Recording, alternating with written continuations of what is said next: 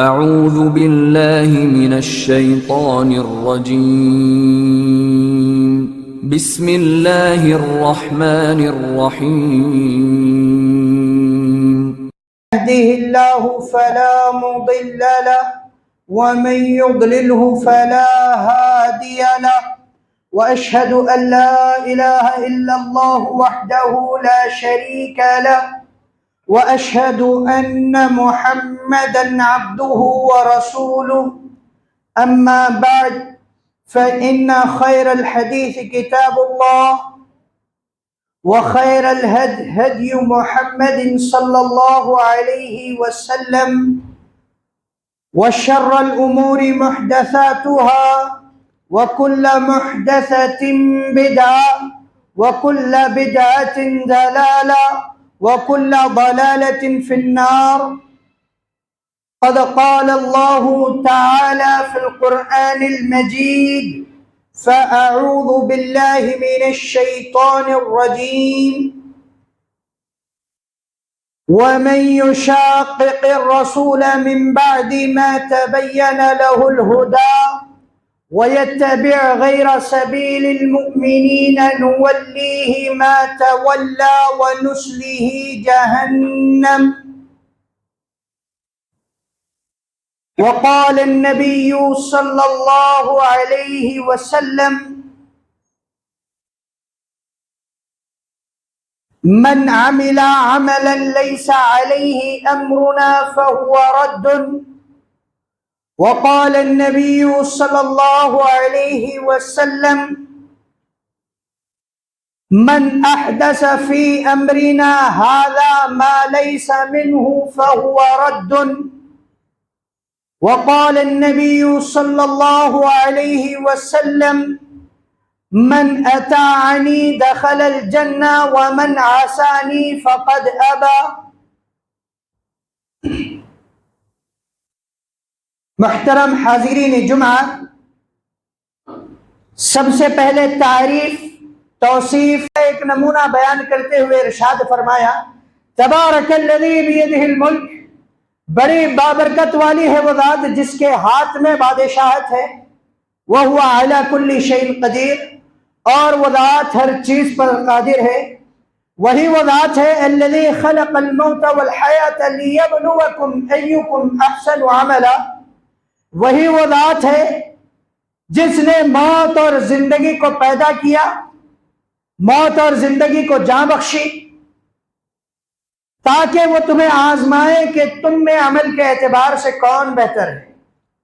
بعدہ لاکھوں کروڑوں درود و سلام ہوں تمام انبیاء کرام پر، خصوصاً محمد عربی صلی اللہ علیہ وسلم پر، کہ جن کی اتباع کو پیروی کو اللہ رب العالمین نے ہم پر لازم قرار دیا، اور قرآن مجید کے اندر یہ ارشاد فرما دیا کہ وَمَا آتَاكُمُ الرَّسُولُ فَخُذُوهُ وَمَا نَهَاكُمْ عَنْهُ فَانْتَهُوا، رسول جو کچھ تمہیں دیں تم اسے لے لو، اور رسول صلی اللہ علیہ وسلم جس سے تمہیں منع کر دے، رکنے کو کہیں، تم اس سے رک جاؤ۔ اور رہتی دنیا تک کے لیے آپ علیہ السلام کو، خصوصاً محمد عربی صلی اللہ علیہ وسلم کی اس امت کے لیے، آپ صلی اللہ علیہ وسلم کو اللہ رب العالمین نے آئیڈیل نمونہ و نموذج بنا دیا۔ قرآن کہتا ہے لَقَدْ كَانَ لَكُمْ فِي رَسُولِ اللَّهِ أُسْوَةٌ حَسَنَةٌ، کہ تمہارے لیے بہترین نمونہ، بہترین نموذج، اگر کسی کی سیرت ہے، کسی کی زندگی ہے تو وہ محمد عربی صلی اللہ علیہ وسلم کی زندگی ہے۔ اور اسی طریقے سے میری اور آپ کی کامیابی، کامرانی اور آخرت میں ہمارے لیے فلاح کا واحد ذریعہ محمد عربی صلی اللہ علیہ وسلم کی اطاعت، فرما برداری، پیروی، تابعداری ہے۔ اس کے علاوہ کوئی اور راستہ نہیں ہے۔ قرآن کہتا ہے وَمَن يُطِعِ اللَّهَ وَرَسُولَهُ فَقَدْ فَازَ فَوْزًا عَظِيمًا، کہ جس نے اللہ اور اس کے رسول کی اطاعت کر لی گویا وہ عظیم کامیابی سے کامیاب ہو گئے۔ حاضرین جمعہ، یہ دور جس سے ہم گزر رہے ہیں نہایت ہی پرفتن دور ہے۔ ہر لمحہ خطرہ ہے، کہیں ایمان کی چوری، کہیں عقیدے کی چوری، کہیں اعمال میں فساد، کہیں اقوال میں فساد۔ الغرض انسان ہمہ قسم کے فتنوں سے اس دور میں گھرا ہوا ہے۔ کئی ایک فتنے ہیں، کوئی آپ کو قرآن کا منکر بنانے پر تلا ہوا ہے، کوئی آپ کو حدیث کا منکر بنانے پر تلا ہوا ہے، کوئی آپ کو اسلام سے لاپرواہ بنانے پر تلا ہوا ہے، کوئی آپ کو مغربی ثقافت کا درس دیتا ہے۔ الغرض ہمہ قسم کے فتنے ہیں جو آج ہمارے درمیان موجود ہیں۔ ہمارے بستیوں میں یہ فتنے عام ہیں، ہمارے محلوں میں یہ فتنے عام ہیں، ہماری گلیوں میں ان فتنوں کی آمد و رفت ہے۔ اور ہم ایک ایسے دور میں جی رہے ہیں جس دور میں اپنے ایمان کو بچانا، جس دور میں اپنے ایمان کی حفاظت کرنا، جس دور میں اپنے عقیدے کو سالم رکھنا ایک عام آدمی کے لیے نہایت حد تک ناممکن ہو چکا ہے۔ کوئی قرآن لے کر آپ کو بہکانے کے لیے کھڑا ہوا ہے، کوئی حدیث کا منکر بنا کر آپ کو کسی اور راہ پر ڈالنے کے لیے کھڑا ہوا ہے۔ الغرض فتنے ہر جگہ سے آپ پر حملہ آور ہیں۔ اب ان فتنوں کے دور میں اپنے آپ کو کیسے محفوظ رکھا جائے، ان فتنوں کے دور میں کیسے قرآن و حدیث کی صحیح تعلیمات حاصل کی جائے، مجھے اور آپ کو یہ جاننا نہایت ہی ضروری ہے، کیونکہ ہمیں اپنے ایمان عقیدے کی حفاظت کرنی ہے، اور اسی ایمان و عقیدے کے ساتھ ہمیں اللہ کی بارگاہ میں پہنچنا ہے، اور اسی ایمان و عقیدے کی بنیاد پر میرا اور آپ کا فیصلہ ہونے والا ہے کہ جنتی ہوں گے یا جہنمی ہوں گے۔ اگر اس ایمان کے اندر، اگر اس عقیدے کے اندر ذرہ برابر بھی خلل آ گیا، ذرہ برابر بھی فساد پڑ گیا، تو زندگیاں تہ و بالا ہو جائیں گی۔ موت کے بعد جب اٹھائے جائیں گے، رب کی بارگاہ میں کھڑے ہوں گے تو جواب نہیں دے پائیں گے۔ اس سے پہلے کا مرحلہ قبر میں جب پوچھے جائیں گے سوالات، تو وہاں پر بھی جواب نہیں دے پائیں گے اگر ہمارا عقیدہ درست و سالم نہیں ہے، اگر ہم اس بنیاد پر کھڑے نہیں اترے جس بنیاد پر کھڑے اترنے کی دعوت کلمہ لا الہ الا اللہ محمد الرسول اللہ دیتا ہے۔ کلمے کا تقاضا ہے کہ اللہ کی معرفت ہو، کلمے کا تقاضا ہے کہ محمد الرسول اللہ صلی اللہ علیہ وسلم کی معرفت ہو، کلمے کا تقاضا ہے کہ ہم توحید کو اچھی طریقے سے جانیں، کلمے کا تقاضا ہے کہ ہم سنت کو بہترین طریقے سے اپنائیں، کلمے کا تقاضا ہے کہ ہم اللہ کے ساتھ کسی اور کو شرک نہ کریں، کلمے کا تقاضا ہے کہ ہم محمد عربی صلی اللہ علیہ وسلم کی امامت کے سوا کسی اور کی امامت کو قبول نہ کریں۔ کلمے کا تقاضا ہے کہ ہم شرک سے اللہ رب العالمین کے بنائے ہوئے اس نظام کو پراگندہ نہ کریں۔ کلمے کا تقاضا ہے کہ ہم بدعات کے ذریعے اللہ کے نبی صلی اللہ علیہ وسلم کے لائے ہوئے اس دین کو پراگندہ نہ کریں۔ حاضرین گرامی، انہی حاضر فتنوں میں سے ایک فتنہ ہے جو بڑی تیزی سے پھیل رہا ہے، بڑی تیزی سے لوگ اس میں گمراہ ہو رہے ہیں، اچھا خاصا دین کا جانکار اس میں دھوکہ کھاتے ہوئے اپنے عقیدے اور ایمان کو خراب کر رہا ہے، اور وہ فتنہ ہمارے محلوں میں، ہماری بستیوں میں نوجوانوں کو دین سے دور کر رہا ہے، دین سے ناآشنا کر رہا ہے، اور دین پر عمل کرنے سے لاپرواہی میں نوجوانوں کی مدد کر رہا ہے۔ وہ ایک فتنہ ہے جس فتنے کو میں اور آپ انکار حدیث کے نام سے جانتے ہیں، انکار حدیث کے نام سے جانتے ہیں۔ یہ وہ لوگ ہیں جو کھلے عام ڈنکے کی چوٹ پر علی الاعلان رسول اللہ صلی اللہ علیہ وسلم کی بتائی ہوئی باتوں کا انکار کرنے والے، رسول اللہ صلی اللہ علیہ وسلم کی تعلیمات کو جھٹلانے والے ہیں، رسول اللہ صلی اللہ علیہ وسلم کے بیان کیے گئے احکامات کو پس پشت ڈالنے والے ہیں۔ یہ فتنہ عوام کے اندر دین اسلام کو لے کر ایک عجیب رائے قائم کرنے پر تلا ہوا ہے۔ یہ فتنہ عوام کے اندر دین اسلام کو لے کر نیا قانون بنانے پر تلا ہوا ہے۔ یہ فتنہ کہتا ہے کہ بس لا الہ الا اللہ کافی ہے، محمد الرسول اللہ صلی اللہ علیہ وسلم کی ضرورت نہیں ہے۔ یہ فتنہ کہتا ہے کہ حدیث کا اسلام میں کوئی وزن نہیں ہے۔ یہ فتنہ کہتا ہے کہ حدیث رسول کے بغیر بھی دین پر عمل پیرا ہویا جا سکتا ہے۔ یہ فتنہ کھلے عام کہتا ہے کہ حدیث رسول صلی اللہ علیہ وسلم کو چھوڑ دیا جائے اور اکتفا بالقرآن کا نعرہ لگایا جائے کہ قرآن ہمارے لیے کافی ہے، قرآن کے علاوہ کوئی اور کتاب ہمارے لیے ضروری نہیں۔ اور اتنی تیزی سے یہ فتنہ پھیل رہا ہے کہ اللہ کی پناہ نوجوان گمراہ ہوتے جا رہے ہیں۔ نوجوان تو کجا، وہ لوگ جن سے کبھی میں اور آپ توحید سنا کرتے تھے، جن سے کبھی دین کا درس لیا جاتا تھا، جو ممبروں کی زینت بنے ہوئے تھے، جو ہمیں اصلاح کی دعوت دیا کرتے تھے، وہی لوگ اس فتنے میں آج گھرے ہوئے۔ ایسے بھی لوگ اس فتنے میں آج گھرے ہوئے۔ یہ جو انکار حدیث ہے، انکار حدیث کا انکار کرنا ہے، اس کی بنیاد کیا ہے؟ کن وجوہات کی وجہ سے لوگ انکار حدیث کی طرف راغب ہو رہے ہیں؟ کس وجہ سے لوگ رسول اللہ صلی اللہ علیہ وسلم کی حدیث کو مسترد کر رہے ہیں؟ مجھے اور آپ کو یہ جاننا نہایت ضروری ہے۔ کیوں؟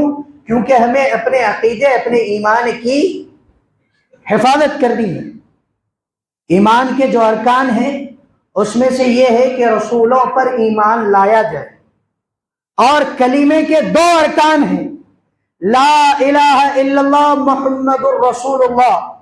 کلمے کا پہلا جو رکن ہے وہ معرفت الہی سے تعلق رکھتا ہے، اور محمد الرسول اللہ یہ جو دوسرا رکن ہے، یہ معرفت محمد عربی صلی اللہ علیہ وسلم، معرفت رسالت سے تعلق رکھتا ہے۔ لہذا اگر مجھے اپنے ایمان کی حفاظت کرنی ہے، اگر آپ کو اپنے ایمان کی حفاظت کرنی ہے، تو کلمے کو مضبوطی سے تھامنا ہے، اور ان اسباب کو جاننا نہایت ہی ضروری ہے جن کی وجہ سے آج یہ فتنہ امڈا ہوا ہے، یہ فتنہ عام ہو رہا ہے، پھیل رہا ہے۔ کس وجہ سے لوگ حدیث کا انکار کر رہے ہیں، اس کو جاننا نہایت ہی ضروری ہے۔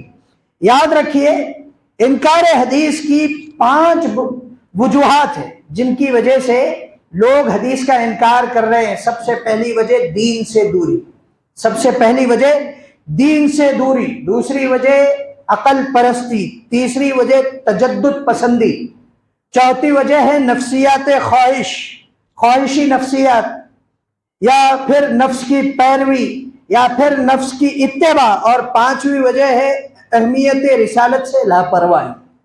یہ 5 وجوہات ہیں۔ پہلی وجہ دین سے دوری، عقل پرستی، دوسری وجہ ہے، تیسری وجہ ہے تجدد پسندی، چوتھی وجہ ہے کہ نفس کے پیروکار ہو جانا، 5ویں وجہ ہے رسالت کی اہمیت لوگوں کے اندر نہیں ہے۔ عشق رسول کے نعرے لگاتے ہیں، لیکن اہمیت کیا ہے اس رسالت کی وہ نہیں معلوم ہے۔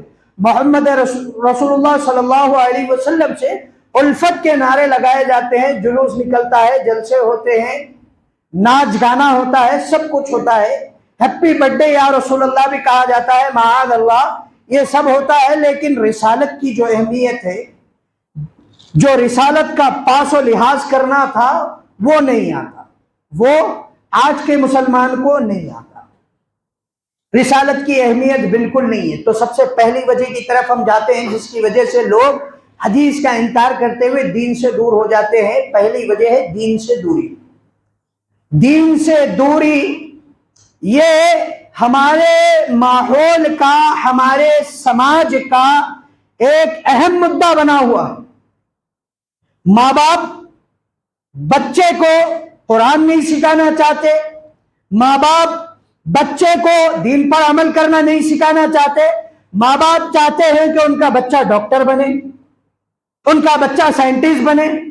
ماں باپ چاہتے ہیں کہ ان کا بچہ بڑا ہو کر بڑے لیول کا آفیسر بنے، لیکن کوئی یہ نہیں چاہتا کہ میرے بچے کو دین آئے، کوئی یہ نہیں چاہتا کہ میرے بچے کو نماز پڑھنا آئے۔ کبھی ہم لوگ گھر میں بچوں کی کتابیں لیتے ہیں الگ الگ سبجیکٹ کی اور ان سے سوال کرتے ہیں، لیکن کبھی یہ توفیق نہیں ہوتی بچوں سے کہ نماز کس طریقے سے پڑھی جائے سوال کرے۔ یہ سب سے بری کمزوری ہے، اور یہ مزاج اس وجہ سے ہے کہ ماں باپ کا مزاج نہیں ہے کہ بچے کو دین سکھایا جائے۔ ماں باپ کا اگر مزاج ہوتا بچے کو دین سکھایا جائے تو بچہ دین سے دور نہیں ہوتا۔ آج بڑا ہونے کے بعد، بچہ جوان ہونے کے بعد باپ آ کے شکایت کرتا ہے کہ بچہ نماز نہیں پڑھتا، بچہ حسن سلوک سے پیش نہیں آتا، ماں باپ کی بے ادبی کرتا ہے، نافرمانی کرتا ہے۔ یہ تمام چیزیں وہ ہیں جو آپ نے بچپن میں اس کے اندر رکھی، آپ نے بچپن میں اسے ادب نہیں سکھایا، آپ نے بچپن میں اسے حسن سلوک کی تعلیمات نہیں دی، آپ اسے دین سے دور رکھا کرتے تھے۔ اس وجہ سے بچہ بڑا ہو کر ایسا ہوا، اس وجہ سے بچہ بڑا ہو کر آپ کا نافرمان ہو گیا، محمد عربی رسول اللہ صلی اللہ علیہ وسلم کے دین کا نافرمان ہو گیا۔ پہلی وجہ۔ دوسری وجہ ہے غلط صحبت۔ اللہ کے نبی صلی اللہ علیہ وسلم کا فرمان ہے المرء علی دین خلیل، آدمی اپنے دوست کے دین پر ہوتا ہے، آدمی اپنے دوست کے دین پر ہوتا ہے۔ ہم ایسوں کو اپنا دوست بنائے رکھتے ہیں جنہیں دین کی معلومات نہیں ہے، وہ آپ کے عقل کے اندر جا بجا بیکار کے فسادات ڈالتے رہتے ہیں، جس کی وجہ سے آپ کا ایمان کمزور ہونا شروع ہو جاتا ہے۔ پھر دھیرے دھیرے آپ دین سے لاپرواہ ہو جاتے ہیں۔ بے نمازی سے دوستی کرو، کیا اثر پڑے گا؟ آدمی بے نمازی ہو جائے گا۔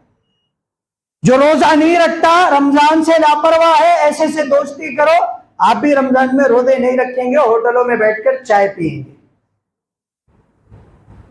تو دوستی دیکھ کر کرنی ہے، دوستی دیندار سے کرنی ہے، دوستی اس شخص سے کرنی ہے جو آپ کو دین کی طرف راغب کرے۔ سلف صالحین کہتے ہیں کہ اگر ہمیں اپنی عادت کو اچھا بنانا ہے تو اچھوں کے ساتھ بیٹھنا پڑے گا، اگر ہم اپنی عادت کو بگاڑنا چاہتے ہیں تو بروں کے ساتھ ہماری بیٹھک ہمیں بگاڑنے کے لیے کافی ہے۔ آپ نماز نہیں پڑھتے، آپ کسی نمازی کے ساتھ بیٹھتے ہیں، وہ آپ کو درس دے گا، چلو بھائی اذان ہو گئی نماز پڑھیں گے۔ المرء علی دین خلیل، یہ دو وجوہات ہیں ہمارے ماحول، ہمارے معاشرے کے اندر، یہ دو وجوہات ہیں جس کی وجہ سے دینی بے راہ روی ہمارے اندر بڑھ رہی ہے۔ ایک تو بچپن سے رحم مادر سے تعلیم صحیح نہیں ملی، دوسرا صحبت دوستی ہماری صحیح نہیں ہے۔ اگر یہ دو چیزیں ٹھیک ہو جائیں، ماں باپ بچے پر دین کے لیے زور ڈالنے لگے، ماں باپ بچے پر دین کا جو اصل نمونہ ہے وہ پیش کرنے لگیں، تو انشاءاللہ ثم انشاءاللہ یہ جو گمراہیاں ہیں، یہ جو فتنے ہیں، ہماری محلے اور بستیوں سے ہوا کی طرح غائب ہو جائیں گے، ہوا کی طرح غائب ہو جائیں گے۔ اب اس کے بعد دوسری چیز جس کی وجہ سے لوگ حدیث کا انکار کر رہے ہیں، دین سے دور ہو رہے ہیں، عقل پرستی۔ عقل پرستی، عقل کی بنیاد پر دین کو جانچنا، تولنا، پرکھنا۔ عقل کی بنیاد پر تعلیمات نبوی صلی اللہ علیہ وسلم کو ٹھکرا دینا کہ بھئی یہ بات عقل میں ہی نہیں آتی، دین میں کیسے مان لیا جائے، ارے یہ تو بات عقل سے پرے ہے، ارے یہ تو اخلاق کے خلاف بات ہو گئی، اس قسم کی باتیں کر کے حدیث کو ٹھکرا دینا، حدیث کو ٹھکرا دینا۔ اس کا واضح نمونہ یہ ہے کہ ایک اسکالر ہے کافی بڑے، جاوید احمد غامدی ان کا نام ہے، وہ اپنی عقل پر قرآن کو سمجھنے کے لیے نکلے، وہ اپنی عقل کی بنیاد پر احادیث کو سمجھنے کے لیے نکلے، اور جب انہوں نے اپنی عقل کے ذریعے سے قرآن کو سمجھنے کی کوشش کی، اور جب انہوں نے اپنی عقل کے ذریعے سے حدیث کو سمجھنے کی کوشش کی تو انہوں نے حدیث کا انکار کر دیا، انہوں نے حدیث کا انکار کر دیا۔ قرآن کو سمجھنے کے لیے نکلے تو کہنے لگے کہ قرآن مجید کے اندر اللہ رب العالمین نے حلال و حرام کی کوئی جامع و معنی فہرست پیش نہیں کی، لہذا حرام اور حلال آدمی کی فطرت کے اوپر اللہ رب العالمین نے چھوڑ دیا۔ اگر آدمی کی فطرت کہے کہ شراب حلال ہے تو معاذ اللہ شراب حلال ہو گئی، اگر آدمی کی فطرت کہے کہ پاک کھانا حرام ہے تو معاذ اللہ پاک کھانا حرام ہو گیا۔ اس طریقے سے عقل پرستی کی بنیاد پر لوگ گمراہ ہونے شروع ہوئے، انہوں نے اپنی عقل کو دین کے اندر کچھ زیادہ ہی دخل دے دیا، کیا ہو گئے؟ گمراہ ہو گئے، عقیدہ پلید ہو گیا، عقیدہ پلید ہو گیا، سنت نبوی صلی اللہ علیہ وسلم کا وہ انکار کرنے لگے۔ اور یہ عقل پرستی ہی ہے جس کی وجہ سے نمرود ابراہیم علیہ السلام پر ایمان نہیں لایا، یہ عقل پرستی ہی ہے جس کی وجہ سے فرعون موسیٰ علیہ السلام کی نبوت کا اقرار نہیں کیا۔ فرعون کے سامنے جب موسیٰ علیہ السلام پہنچے تو فرعون نے کیا کہا؟ حامان میرے لیے سیڑھیاں تیار کرو تاکہ میں اوپر چڑھ کے موسیٰ کے رب کو دیکھ سکوں۔ اس نے اپنا دماغ لگایا۔ نمرود نے ابراہیم علیہ السلام سے کیا کہا؟ الم تری الی الذی حاج ابراہیم فی ربی، کیا تو اس شخص کو نہیں دیکھتا جس نے ابراہیم سے اس کے رب کے بارے میں جھگڑا کیا؟ ان آتاہ اللہ الملک، حالانکہ اللہ رب العالمین نے اسے بادشاہت دی تھی، بادشاہت دی تھی۔ اس نے کیا کہا؟ ابراہیم علیہ السلام نے جب اس سے کہا ربی الذی یحیی و یمیت، میرا پروردگار وہ ہے جو مارتا اور زندہ کرتا ہے، تو اس نے کیا کہا؟ انا احیی و امیت، اپنی عقل لگائی اس نے کہ میں بھی زندہ کرتا ہوں میں بھی مارتا ہوں، لہذا اپنے دو قیدیوں کو بلایا، ایک قیدی کو چھوڑ دیا، ایک قیدی کو قتل کر دیا، دیکھو میں نے زندہ کیا میں نے مارا۔ نمرود ابراہیم علیہ السلام نے اس مناظرے میں اس بادشاہ کو جواب دیا کہ اللہ رب العالمین تو وہ ہے جو سورج کو مشرق سے نکالتا ہے، فَأْتِ بِهَا مِنَ الْمَغْرِبِ، اگر حقیقت میں تو رب ہونے کا دعوے دار ہے تو پھر کیا کر؟ سورج کو مغرب سے لے کر آ۔ فَبُهِتَ الَّذِي كَفَرَ، اس کے کفر نے اسے بیوقوف بنا دیا، اس کے کفر نے اسے بیوقوف بنا دیا۔ لہذا عقل پرستی کی بنیاد پر دین کو جانچنا، تولنا، پرکھنا اور اس پر عمل کرنا گویا از خود بیوقوف ہونا ہے، از خود بیوقوف ہونا ہے۔ ایک صاحب ہیں بارکس کے، وہ بھی اپنی عقل پر دین کو سمجھنے نکلے، وہ بھی اپنی عقل پر دین کو پرکھنے نکلے، وہ بھی اپنی عقل پر دین کو تولنے نکلے اور اپنی عقل کے ذریعے سے دین پر عمل کرنے نکلے۔ کیا ہوا انجام؟ کہ حدیث کا انکار کر بیٹھے۔ کیا ہوا انجام؟ حدیث کا انکار کر بیٹھے۔ حالیہ ان کی ایک ویڈیو آئی تھی، اس ویڈیو کے اندر جناب کہتے ہیں کہ حدیث وحی کو اٹھایا، کہا کہ حدیث نمبر 3 صحیح بخاری کی جو ہے اس کے اندر یہ بات منقول ہے، اس کے اندر یہ بات منقول ہے کہ سب سے پہلی وحی جو اللہ کے نبی صلی اللہ علیہ وسلم پر نازل ہوئی وہ ہے اقرأ بسم ربک الذی خلق، اقرأ بسم ربک الذی خلق. پھر اس کے بعد وہ کہتے ہیں کہ پھر اسی طریقے سے صحیح بخاری کی حدیث نمبر 4922 اٹھائیے، اس میں جابر بن عبداللہ رضی اللہ تعالیٰ عنہ راوی حدیث ہیں، کہتے ہیں کہ سب سے پہلی وحی یا ایھا المدثر، سب سے پہلی وحی تھی. اب دیکھو حدیثوں میں تضاد ہو گیا، اب لہذا ہمارے کو یہ فیصلہ کرنا ہے کہ کون سی حدیث صحیح ہے. بخاری کی تیسری حدیث جس میں یہ آیا ہے کہ اقرا بسم ربک الذی خلق صحیح ہے، یا بخاری کی 4922 حدیث نمبر جس میں یہ آیا ہے کہ یا ایھا المدثر یہ پہلی وحی ہے. ہمارے کو فیصلہ کرنا ہے. اب لوگوں کو یہاں پر وہ چکر دے رہے ہیں، گھما رہے ہیں. کیوں؟ کیونکہ لوگوں کے ہاتھوں سے بخاری چھیننی ہے. رسول اللہ صلی اللہ علیہ وسلم کے فرامین کو لوگوں کے دماغوں سے محو کرنا ہے، مٹانا ہے. اب لہذا وہ دو حدیثوں کے درمیان تعارض پیش کر رہے ہیں. اور یہ جو اسکالر ہیں، ایسے اسکالر کے سامنے جب آپ بیٹھتے ہیں تو دنگ رہ جاتے ہیں کہ ہاں بھائی کہنے والا تو صحیح کہہ رہا ہے، لیکن حقیقت یہ ہے کہ وہ آپ کی عقل میں آپ کے دین کو لے کر فساد برپا کر رہا ہے.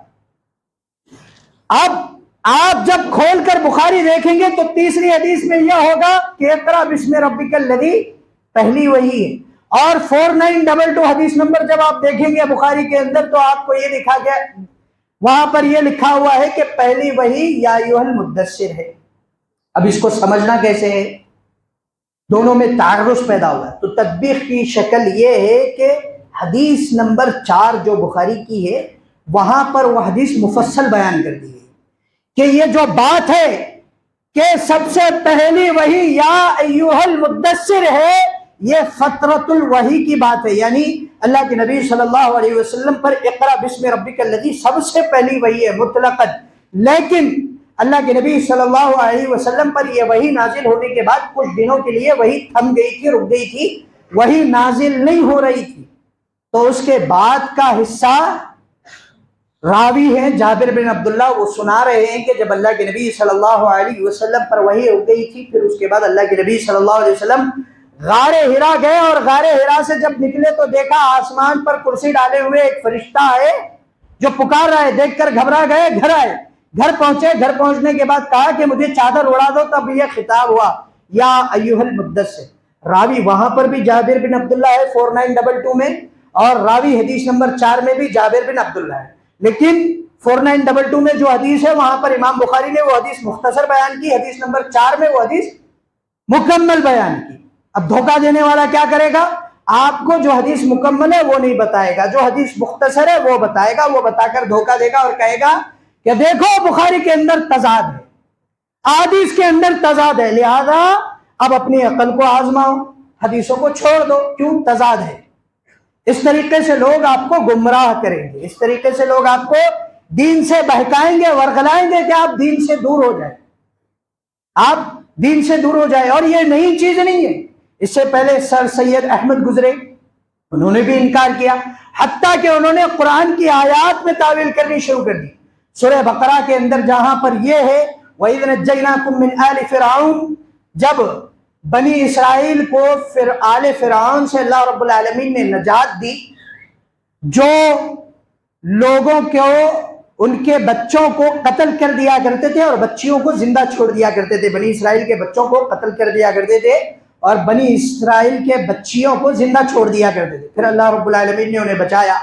جب یہ آیت پر سر سید احمد خان پہنچے، اس آیت پر کہ پھر ہم نے بحر میں سے یعنی سمندر میں سے تمہیں راستہ دیا اور اسی سمندر میں ہم نے فرعون کو غرق کر دیا، تو وہاں پر تعویل کرنا شروع کر دیتے اور انکار کر دیتے ہیں کہ سمندر بیچ سے نہیں پھٹا تھا، انہیں راستہ نہیں ہوا تھا، بلکہ مد و جزر ہوا تھا کہ تھوڑی دیر کے لیے وہاں کا پانی ڈھل گیا تھا، نیچے آ گیا تھا، اور موسیٰ علیہ السلام اور ان کی قوم نے کم پانی کے اندر ندی پار کر لی. حالانکہ بالکل ایسا نہیں ہے، وہ اللہ کا معجزہ تھا، اللہ نے انہیں بتلایا تھا، اللہ نے انہیں بتلایا تھا، اور بطور معجزہ قرآن مجید کے اندر یہ چیز پیش کی گئی. اس طریقے سے لوگوں کو دین سے گمراہ کیا جاتا ہے، اس طریقے سے لوگوں کے عقیدے کو کمزور کیا جاتا ہے، اس طریقے سے لوگوں کے عقیدے کو مارا جاتا ہے، مردہ کر دیا جاتا ہے.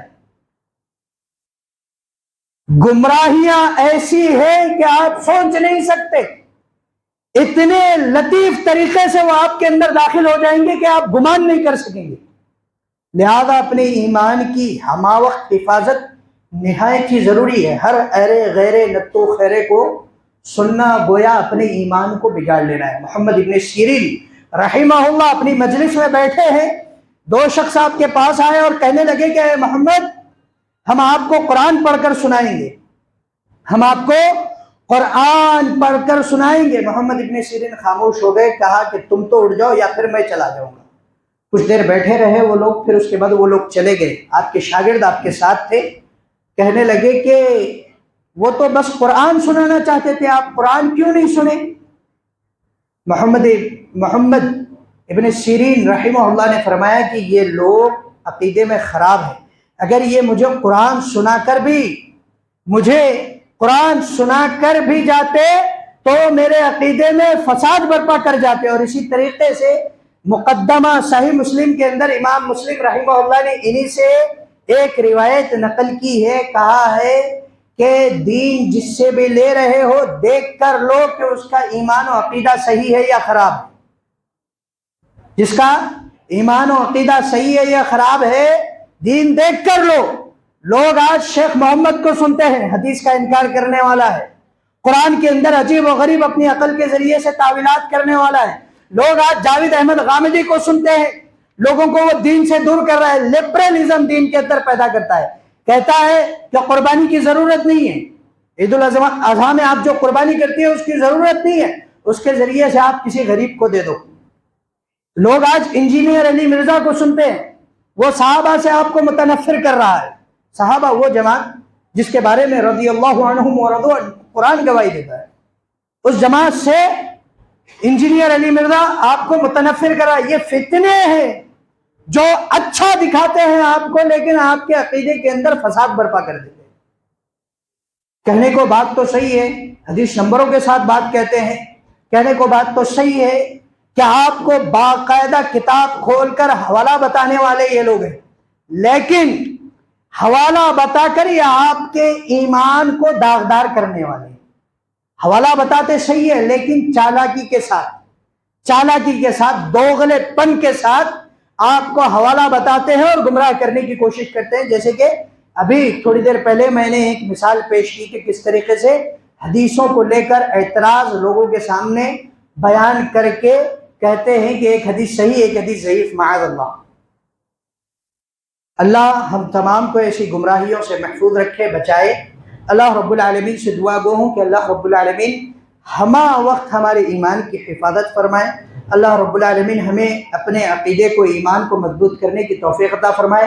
اللہ رب العالمین ہمیں اور ہمارے اہل و عیال کو فتنوں سے محفوظ رکھے۔ اللہ رب العالمین ہمیں اور ہمارے اہل و عیال کو ہر قسم کی گمراہی سے محفوظ رکھے۔ آمین۔ وآخر دعوانا الحمدللہ رب العالمین۔